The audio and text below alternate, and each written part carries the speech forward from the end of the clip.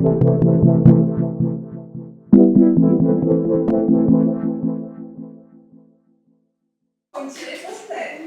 live as well, wasn't it? I think you're not supposed to say things like that these days. Isn't it? Aww. I have to shut up all the time then.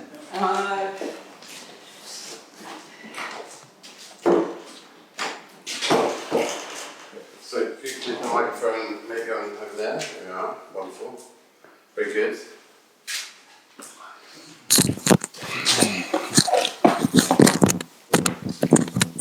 Okay. So welcome along to Arch 18, Studio 73. It's a new beginning for these artist talks in this new space. And it's great to see Marie Lenclos here. And we will start by, I think we'll go with the random questions now. So we'll start by spinning the birds. Oh, okay. Waiting patiently. Woo! I always get scared. Number 19. Number 19. Does your art represent something about you? That's probably the hardest question, isn't it? Yes, I'm very linear, like a brick wall.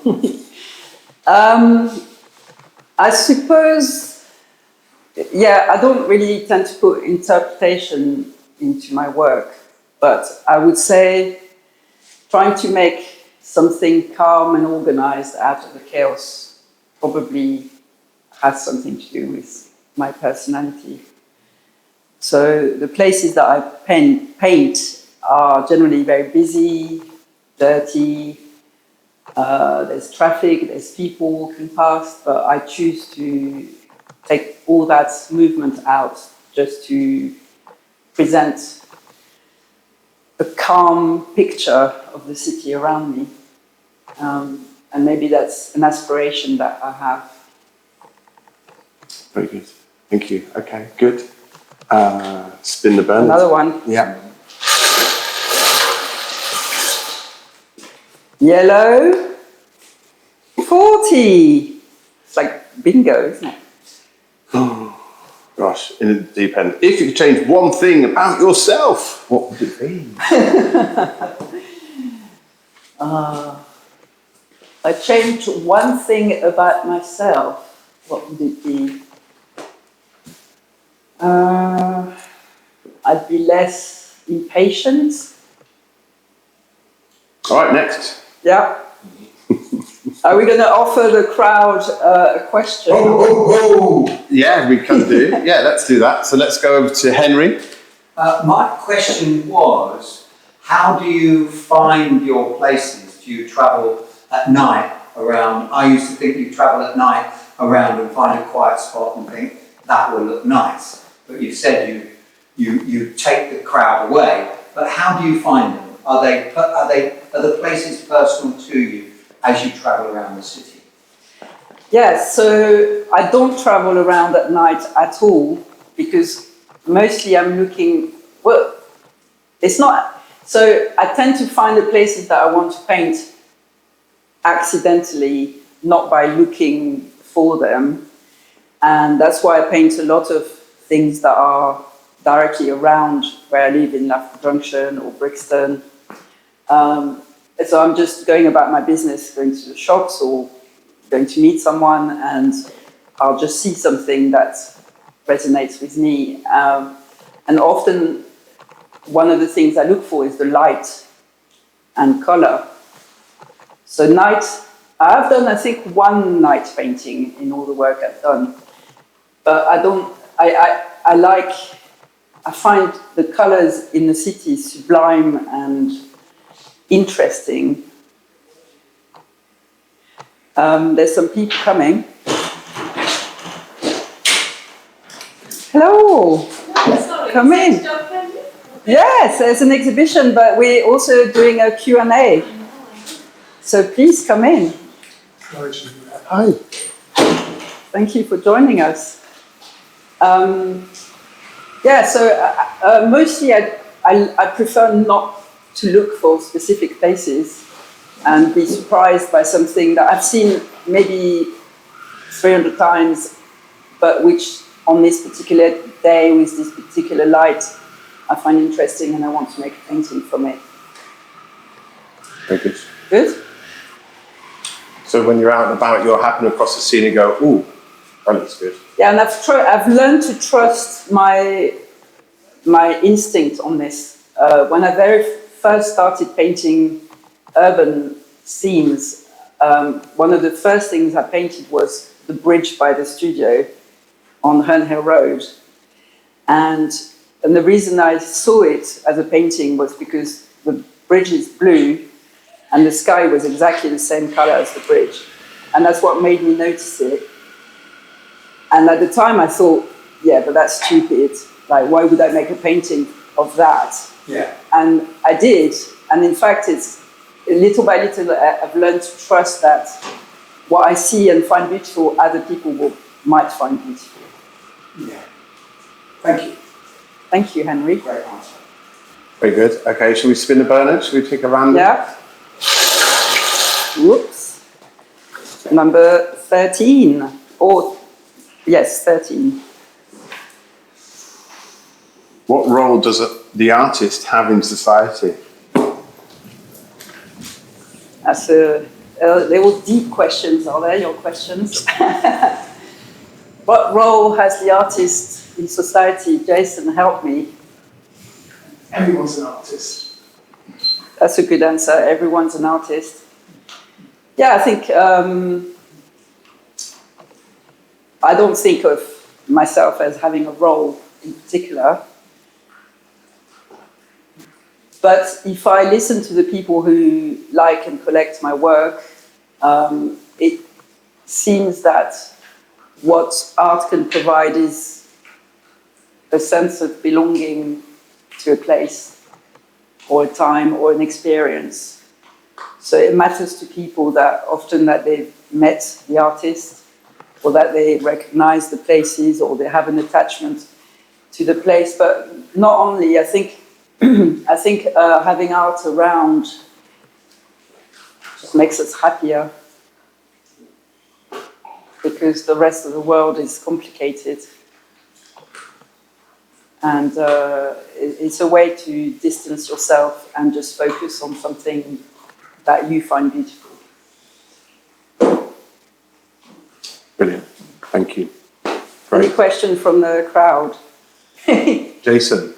Yeah, I did a question. I just want to say, do you ever revisit previous ideas in your work that might have not been resolved in the past? I do. And I don't really consider them not resolved in the past, but I do love the repetition of subjects. Yeah. So, for example, the bridge by the studio that I was mentioning, I've probably painted it 40 times now. Wow. In different lights and different different compositions. Yeah, because the things you find beautiful, you're always going to find them beautiful, and they have more potential every time you look at them. So, and then I have another series of work, not the urban stuff, but I have a series of work which is painting the same group of trees from the window of my dad's house in Brittany, and I paint them from the window, so I paint them from life. And I've probably made 70 paintings of that same group of trees over the last 10 years. That's interesting. Yeah, and every time it's different. Okay. That's good. Thank you. Should we spin a Bernard? Should we Yeah. one final Bernard, I think? If there's such a thing. 42. Where would you most like to live? Here. It's easy. What, in this studio? No, not here, but I'm very happy living in London. Been living in London for almost 30 years. And I find particularly where we live here, near or around Brixton, we're very lucky because there's so much going on and it's energetic and inspiring. I like the people. Yeah, I'm very happy to live here. Fantastic. Fantastic. Great. So, anybody, Euron, have you got a question? Yeah. It's more a technical question, I guess. How do you start your paintings? You know, some painters, they start with making the canvas a certain color. Some make first a sketch, some make, they use yellow as a kind of branded place there. In your case, the buildings. How do you start? So I start, I prime the canvas with a color, just because I've realized that painting white on white is a nightmare. So I tend to start with all these, for some reason, had a sort of slightly green base, which works very well for the color of the bricks, really stands out when you're painting on green. And then I draw the structure of the painting. I do the drawing with a biro, pen, and with a ruler. I find the biro works really well because it's a very fine line. It doesn't smudge. And once I've done the drawing, then I tend to start somewhere and then grow the painting from where I've started. So it's important to me that all the colors relate to one another. So I will start somewhere, maybe in the middle or the top left, and then I'll just fill it in and grow the painting from that point. And is it when you have a start, say you start in the middle, is that the completely finished start? Or do you go back to the middle to... Mostly I tend to prefer if I can do the finished things straight away as I go along. Okay. And then occasionally I might revisit at the end to put accents of light or color in different places. But yeah, I make a big effort to it could be a centimetre square or a bit bigger to make that as finished as I can before moving on to the next thing. Okay, thank you. Brilliant, thank you. Okay, so we've got one final question from Magdalene Rubalcaba. I think I'm saying her surname correctly. And this is from her. Marie, I love the way you dress and the colours you wear. Is this important to you when you work in your studio? I ask this question because I cannot make a piece of art unless I feel comfortable in what I'm wearing. It's very important to me. That's really interesting. Well, all my clothes have got paint on them now. So I've given up on wearing special clothes. I mean, yes, it's more when I leave my house that I like to look the way I like to look.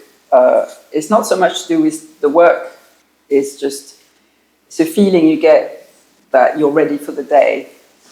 But I do wear an apron when I'm working. Yeah, that's it. Brilliant. Wonderful, Marie. Did you have a question? I've always got a question. So, really like the minimal kind of pieces that you have and the perspective or the framing. I wondered, is that something you do intuitively, or you use some sort of grid, or you kind of distort reality by doing it intuitively? So the composition in the paintings, I think comes from. So for 10 years, about 10 years after I left the Royal College of Art, where I studied communication, art and design, for about 10 years I was a video documentary filmmaker, video maker. And so I would, I worked in London on social documentaries. So I had a small digital camera. It was the beginning of digital video. And I'd walk around everywhere with my camera, and I found that I'd film things very similar to the way I paint now. So happen upon the good light or good scene and then film that. And I think my eye got used to composition doing this. So I think now when I when I find a painting, I use my phone to take photos, reference photos, and almost all the time I won't change the composition of the photo I've taken originally because I see the painting as I'm taking the photo. I see the potential for the painting as I'm taking the photo of the place. I don't really distort, but sometimes I'm inaccurate, but it's not always voluntary. That particularly the under bridges and where there's perspectives, sometimes I don't get it completely right, and I try to make it my own and try to make it work. Thanks. Wonderful. Marie Lenclos, thank you very much. Thank you. Thank Thank you everybody. for coming.